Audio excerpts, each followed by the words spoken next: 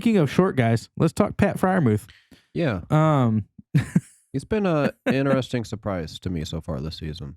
Yeah. Ever since the injury to and his name just left my mind. Why can't I think of it?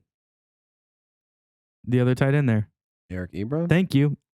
Ever since Ebron went down, Pat Freiermuth has he's been killing it since that bye week. Weeks 8, 9.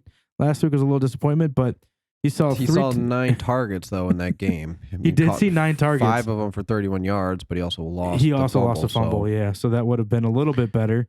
But no, his past month, if it hasn't put up fantasy points, it's still been what you want to see. Yes, and I think moving forward, I mean, let's look at his schedule. So, got the Chargers 27th against tight ends, Cincinnati 10th, Baltimore 29th, Minnesota surprisingly the best team against the tight end.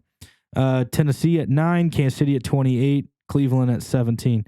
So, I mean, outside of the Minnesota game, even the Tennessee game, I'm not overly worried. No, see, the tight end position is also weird because one of these teams plays like Travis Kelce and just demolishes them. There's not a lot of tight ends who can do that, but these tight end teams that he's going to be playing against, yeah, the Minnesota one will be tough. Yes, for sure. But outside of that, there's a lot of Kansas City, Baltimore, and Los Angeles Chargers, those are the 27th, 28th, and 29th against the tight end position. Yeah, and even the cleanup Cleveland in the championship game. Yeah. So I actually just picked him up last week. He's only rostered in 67% of leagues. He's definitely a playable tight end right now. You can put him in your lineup for sure. Yes, 100% agree with you. And tight ends especially, I never stash 2 tight ends. I never have 2 tight ends on my team. I just recently have been doing the, which hasn't really worked out yet. Did you try streaming them? No, picked up like Ricky Seals-Jones, and I've been holding Logan Thomas. Yeah. Hoping he's going to come back soon. But well, didn't Ricky Seals-Jones get hurt this week? Yeah, so he's out. Hey, I got a tight end for you, though. Anyways, I mean, the thing is like, I'd never really do it, and I've got Noah Fant and Pat Freiermuth on my team, and I'm kind of happy with it. That one's tough, though, if you only had to pick one. Yeah, well, exactly. But at least I can play some better matchups where, obviously, I don't have to play him week 14. I can play Noah if he's, whatnot. So, yeah. But I like him. I think here's the big thing for me, guys, with Pat Freiermuth, red zone guy.